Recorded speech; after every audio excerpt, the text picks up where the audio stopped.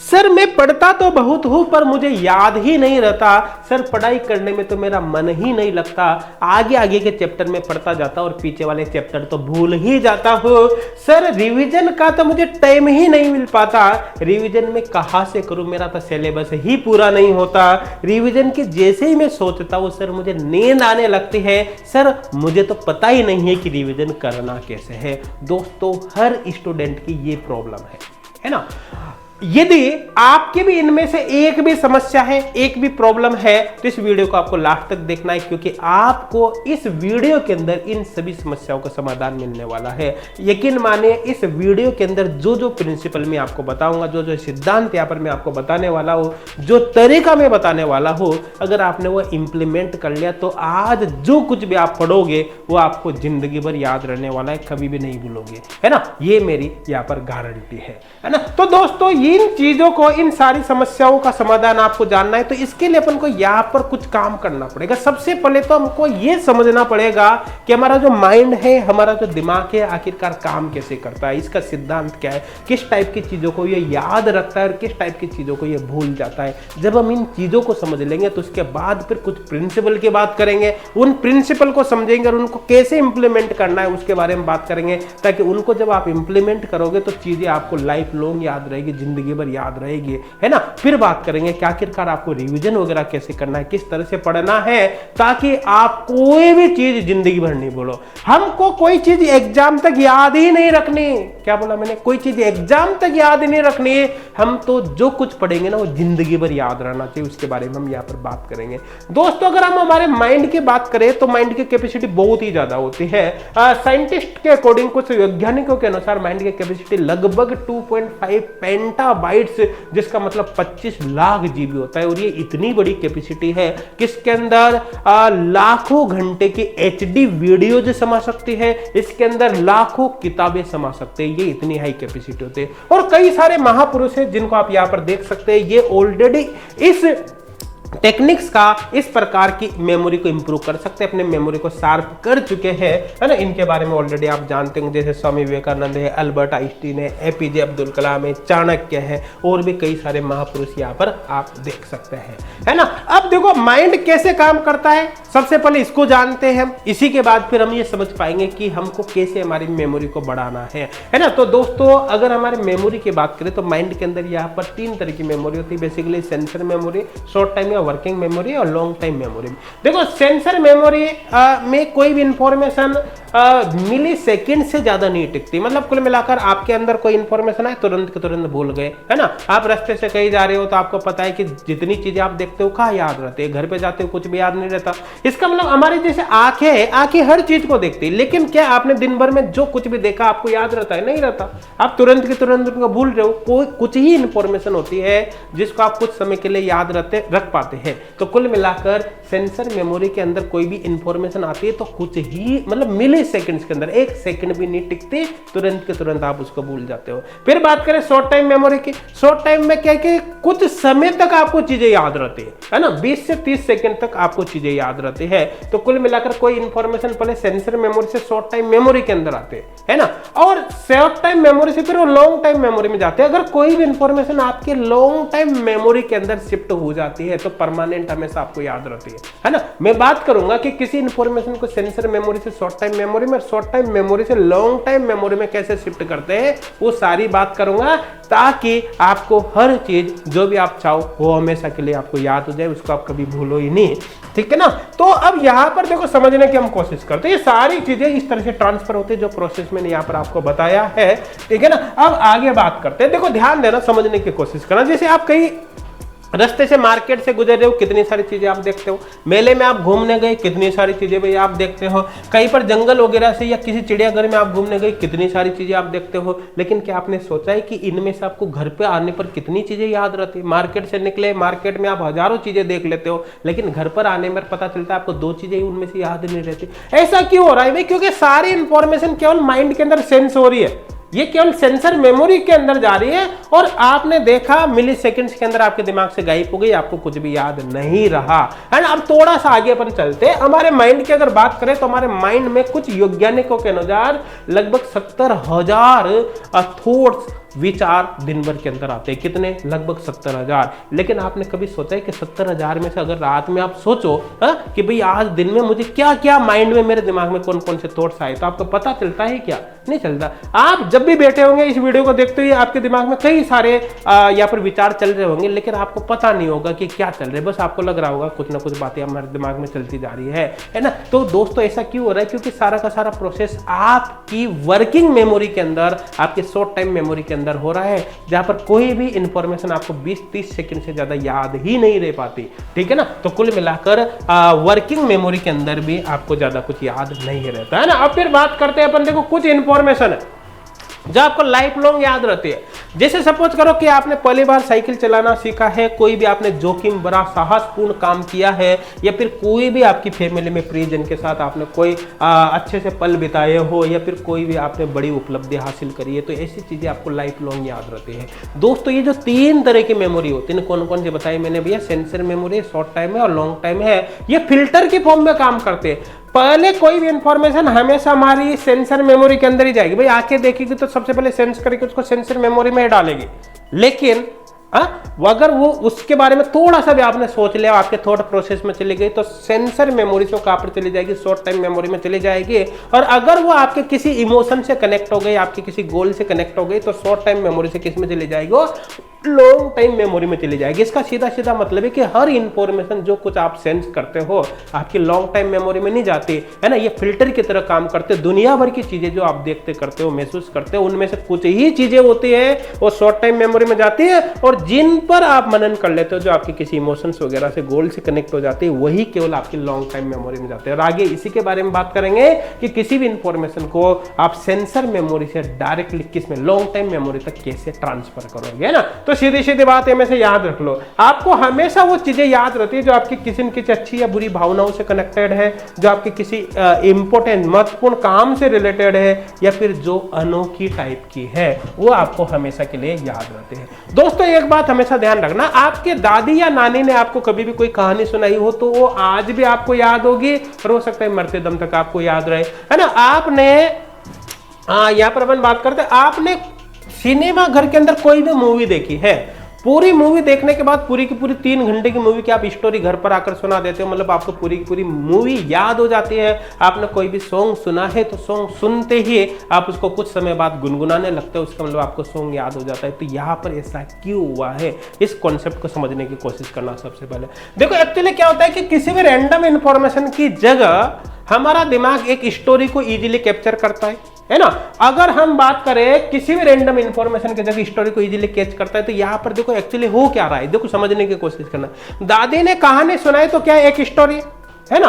अगर हमने मूवी देखी तो पूरी की पूरी मूवी क्या है, एक स्टोरी तो है, स्टेप्स जुड़े हुए हैं, इसलिए पूरी की पूरी मूवी आपको याद हो गए, है ना। हमने कोई भी एक सॉन्ग सुना है तो वहां पर भी स्टेप्स है जो कनेक्टेड है, इसलिए पूरा का पूरा सॉन्ग ही आपको याद हो जाता है। तो कुल मिलाकर रैंडम इंफॉर्मेशन जो बिखरी हुई पड़ी है उसकी जगह आपको एक स्टोरी हमेशा ज्यादा याद होती है। देखो हमारे माइंड की कैपेसिटी होती है कि टेक्स्ट के कंपेरिजन में इमेज को इजीली कैप्चर करता है, इमेज के कंपेरिजन में वो वीडियो को बहुत आसानी से कैप्चर कर लेता है, मतलब याद रख लेता है। देखो समझने की कोशिश करना, जैसे एक बुक का एक पेज है ना, उसमें टेक्स्ट लिखा हुआ है, टेक्स्ट की फॉर्म में बातों को समझाया गया है, लेकिन उसी टेक्स्ट को याद करने में हो सकता है आपको काफी समय लग जाए, घंटों लग जाए, लेकिन उसको एक इमेज की फॉर्म में समझाया जाए तो वो आपको तुरंत के तुरंत याद हो जाता है, मतलब कुछ ही समय में। और उसी को इमेज से एक वीडियो में कन्वर्ट कर दिया जाए तो आपको फिर वो कुछ ही सेकंड्स के अंदर पूरा का पूरा पेज याद हो सकता है। तो ये पावर होती है दोस्तों। तो कुल मिलाकर जिस भी इंफॉर्मेशन को आप हमेशा के लिए याद रखना चाहते हैं, अपने लॉन्ग टाइम मेमोरी के अंदर शिफ्ट करना चाहते हैं, उसको आप टेक्स्ट से इमेज और इमेज से वीडियो में कन्वर्ट कर सकते हो। कैसे कर सकते हैं? आपको वीडियो एडिटिंग नहीं करनी है ना, कैसे कर सकते हैं? अपने माइंड के अंदर सारी चीजों को आप कैसे फॉलो करोगे, सब कुछ मैं आपको यहाँ पर बताने वाला हूँ। यहां पर एक चीज आप समझने की कोशिश करना, जैसे एक एग्जांपल दे रहा हूं कि पिक्चर कैसे बनती है। मैंने आपसे कहा गया भाई असैसिनेशन की आप स्पेलिंग याद कर लो, ये असैसिनेशन की स्पेलिंग है और इसका मतलब होता है हिंदी में हत्या, है ना। मैंने कहा भाई इस स्पेलिंग को आप याद कर लो, और मैं डायरेक्टली आपसे 5 साल बाद पूछूंगा भाई असैसिनेशन की स्पेलिंग क्या है, उसका अर्थ क्या है। मैं गारंटी से कह रहा हूं कि 5 साल बाद छोड़ो कि 90%, 99% तो 5 दिन बाद इसको भूल जाओगे, है ना। लेकिन मैं बात कर रहा रहा हूं कि 5 साल बाद यह आपको याद रहेगी नहीं रहेगी। अब देखो ध्यान देना किस तरह से एक स्टोरी की अपन बात कर सकते हैं। जैसे मैंने आपसे बोला कहा असैसिनेशन है ना, आस प्लस आई प्लस नेशन मतलब असैसिनेशन हो गया।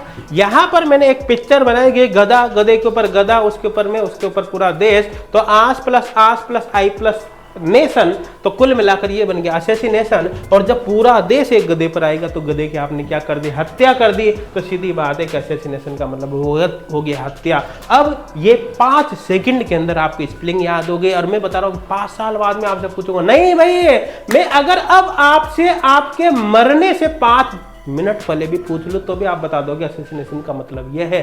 रीजन क्या है, क्योंकि हमने पहले टेक्स्ट को किस में कन्वर्ट किया, टेक्स्ट को हमने पहले एक इमेज के अंदर कन्वर्ट कर दिया और उस इमेज की भी एक स्टोरी बना दी, गधे के ऊपर गधा, उसके ऊपर मैं, उसके ऊपर पूरा देश, तो कुल मिलाकर अभी पूरी इंफॉर्मेशन एक स्टोरी में कनेक्ट हो गई, कन्वर्ट हो गई। अब आपको लाइफ लॉन्ग याद रहने वाली। तो आपको मैं आगे यही तरीका बताऊंगा कि कोई भी इंफॉर्मेशन जो कुछ भी आप पढ़ते हो वो एक स्टोरी में कैसे कन्वर्ट होगी, है ना, तो उसके बारे में आगे हम बात करेंगे। लेकिन इससे पहले हम क्या करेंगे, कुछ प्रिंसिपल समझेंगे, है ना। आपको कोई भी इंफॉर्मेशन हमेशा के लिए कब कैसे याद रहेगी, भाई देखो कुछ सिद्धांत है जिसको हमको समझना पड़ेगा कि हमको कौन सी चीजें हैं जो हमेशा याद रहती है, तो समझने की कोशिश करना है यहाँ पर। अब प्रिंसिपल फर्स्ट की बात करें, कोई भी ऐसी चीज है जो असामान्य हो, अजीब हो, अनुपातहीन हो, बहुत बड़ी या बहुत छोटी है तो लाइफ लॉन्ग याद रहती है। ध्यान देना सिद्धांत पत्र में क्या बोला, असामान्य, अजीब, अनुपातहीन, बहुत बड़ी या बहुत छोटी चीजें हमें हमेशा याद रहती है। जैसे यहाँ पर एग्जांपल में दो आपको, है ना, आपने रास्ते में चलते हुए एक बहुत बड़ा तरबूज देख लिया, आपको हमेशा याद रहेगा। रास्ते में चलते हुए आपको अजीब सा कोई जानवर दिख गया, आपको जिंदगी भर याद रहेगा, कभी नहीं भूलोगे, आपकी आंखों में चुभता रहेगा। हो आपने कोई अजीब सा पेड़ देख लिया या फिर आपने कोई अजीब सा घर देख लिया, ऐसा घर देख लिया जो मगरमच्छ के शेप में बना हुआ है, आपको तुरंत देखते याद हो जाएगा यार घर में कहां पर कौन सी चीज थी, सब कुछ आपको याद हो जाएगा, है ना। कोई अजीब सी औरत आपने देख ली, क्या आप इसको कभी जिंदगी में भूल पाओगे, आपकी आंखों में इसकी शक्ल बच जाएगी, नहीं भूलोगे। आपने कोई इस तरह का झूलता हुआ मकान देख लिया, क्या आप इसको भूल पाओगे, नहीं भूल पाओगे। रीजन क्या है, ये सारी चीजें इस प्रिंसिपल को यहाँ पर फॉलो कर दी है। आगे अपन बात करते हैं सेकेंड प्रिंसिपल की, कोई भी ऐसी इंफॉर्मेशन है जो आपके एक्सट्रीम मोशन, चाहे वो अच्छा हो या बुरा हो, उसके साथ जुड़ी हुई है। कुल मिलाकर आपके इमोशंस के साथ कोई भी चीजें कनेक्टेड है वो आपको हमेशा के लिए याद हो जाती है, उनको आप जिंदगी भर नहीं भूलते हैं। जैसे सपोज करो कि कोई भी आपके खुशी के पल है या फिर कोई आपको अचानक दर्द हुआ है, किसी ने आपको दिल को ठेस पहुंचा दी है, कोई खुशी का पल है ना, कोई भी आपका बर्थडे सेलिब्रेशन वगैरह कुछ भी हो सकता है जिसमें कोई यादगार पल आपके साथ है, कोई किसी की प्री वेडिंग है, क्या आप ऐसी इंफॉर्मेशन को कभी भूल पाते हो? क्यों नहीं भूल पाते? क्योंकि आपके इमोशन के साथ कनेक्टेड है। और कौन सी चीज आपको याद आती है? कोई भी ऐसी चीज जो आपके गोल से कनेक्टेड है ना, आपके जीवन के लक्ष्य से कनेक्टेड है, अगर वो आपकी जिंदगी में होती है तो आप उसको कभी नहीं भूल पाते, क्योंकि गोल स्टेटमेंट से कनेक्टेड कोई भी अगर घटना हो, कोई भी अवार्ड वगैरह है तो उस दिन जो कुछ भी हुआ है वो आपको याद रहता है। किसी की शादी हुई है, शादी के दिन क्या क्या हुआ है वो सब कुछ बता देगा। हाँ, वो मरते दम तक चीजें याद रहती है। क्यों होती है? क्योंकि उसके इमोशन से कनेक्टेड है, इसलिए उसको वो चीजें याद होती है। आई थिंक क्लियर हो गया होगा। अब यहाँ पर हम बात करते हैं, देखो ध्यान देना, ये सारी चीजें तो अपने माइंड किस तरह से काम करता है, हमको कौन सी चीजें याद रहती है, कौन सी चीजों को हम भूल जाते हैं, माइंड किस तरह से वर्क करता है ना।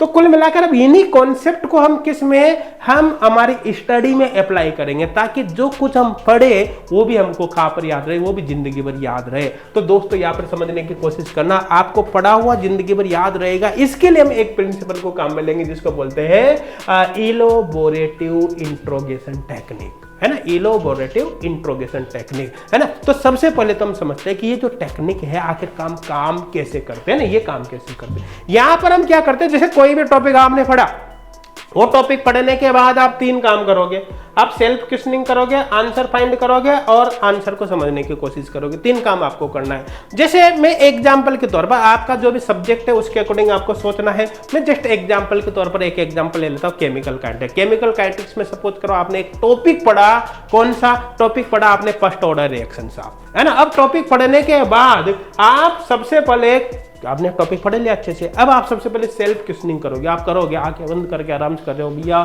फर्स्ट ऑर्डर जो रिएक्शन है उसके लिए रेट कांस्टेंट का फॉर्मूला क्या है, तो आपको तुरंत दिमाग में आएगा रेट कांस्टेंट का फॉर्मूला है भाई K = 2.303/T log A/A - x, ये फॉर्मूला है। अब आपने इसको रिकॉल कर लिया है ना। अब जैसे आपने क्वेश्चन किया तो भैया क्वेश्चन करते उसका आंसर आपने दिया, आंसर भी फाइंड हो गया। उसके बाद फिर क्या करोगे आप यहाँ पर उस आंसर को और समझने की कोशिश करोगे। तो उसके लिए आपने 1-2 PY के प्रीवियस ईयर क्वेश्चन या एग्जाम ओरिएंटेड क्वेश्चन को सॉल्व कर लिया, तो कुल मिलाकर आपके दिमाग में पूरा का पूरा टॉपिक रिकॉल हो गया, क्योंकि उससे रिलेटेड आपने क्वेश्चन भी सॉल्व कर लिया। तो उस टॉपिक की आपको डीपर टू डीपर अंडरस्टैंडिंग होती जाएगी। तो आपको हर टॉपिक को पढ़ने के बाद ये काम जरूर करने हैं, है ना। आपको उस टॉपिक से रिलेटेड क्वेश्चनिंग करने, उनके आंसर को फाइंड करने की कोशिश करनी है और उनको समझने की कोशिश करनी, क्वेश्चन सोल्व करके उनको आपको आंसर को और अच्छे से क्लियर करना है। अब कैसे वर्क करना है इस टेक्निक के, अगर बेनिफिट क्या होगा, बेनिफिट की बात करें भाई, अगर आप इस टेक्निक को फॉलो करते हो तो आपको हर टॉपिक की आपको डीपर टू डीपर अंडरस्टैंडिंग हो जाएगी। और दोस्तों आपके सोचने की जो क्रिएटिव थिंकिंग है ना वो बहुत ज्यादा यहाँ पर बढ़ जाएगी। तो ऐसा करने से क्या होगा, धीरे धीरे धीरे धीरे धीरे धीरे आपका माइंड डेवलप होने लगेगा।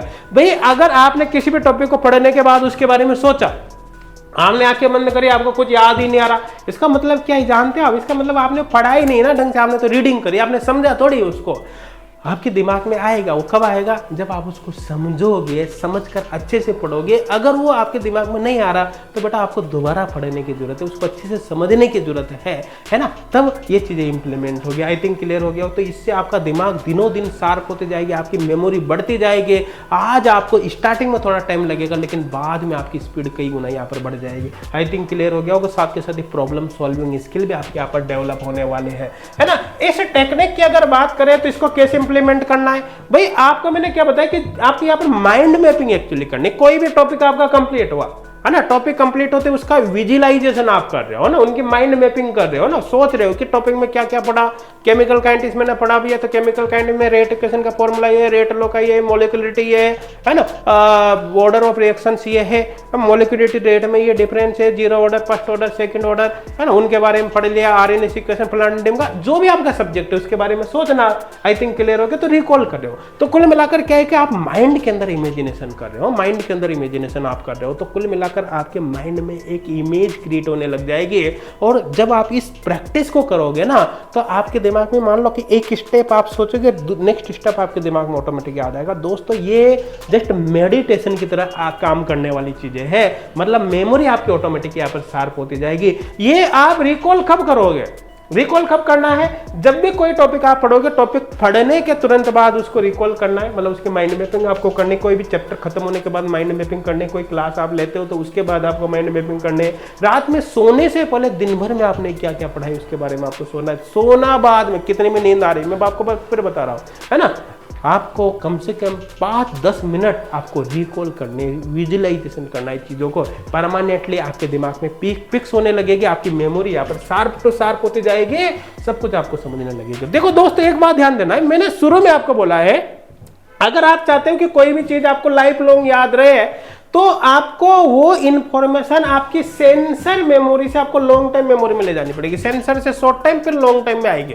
जब तक कोई भी इंफॉर्मेशन लॉन्ग टाइम मेमोरी के अंदर नहीं आएगी वो आपको कभी भी याद नहीं रहेगी, आपको उसको भूलोगे ही भूलोगे। तो सीधी सीधी बात है, हमारा दिमाग कैसे काम करता है देखो समझने की कोशिश करना। अगर अपन साइकिल की बात करें, आप जो कुछ भी एक दिन फर्स्ट टाइम पढ़ते हो, फर्स्ट टाइम पढ़ने का मतलब ऐसा ना रीडिंग कर ले, मतलब उसको रिकॉल आपने किया, टॉपिक पढ़ा, उसका माइंड मैपिंग आपने कर लिया। कम से कम 24 आवर्स तक आपको डिक्टू याद रहेगा अगर आपने माइंड मैपिंग कर ली, तो ये मेरी गारंटी है ना। और कमेंट करके बता देना ऐसा होता ही नहीं होता, है ना।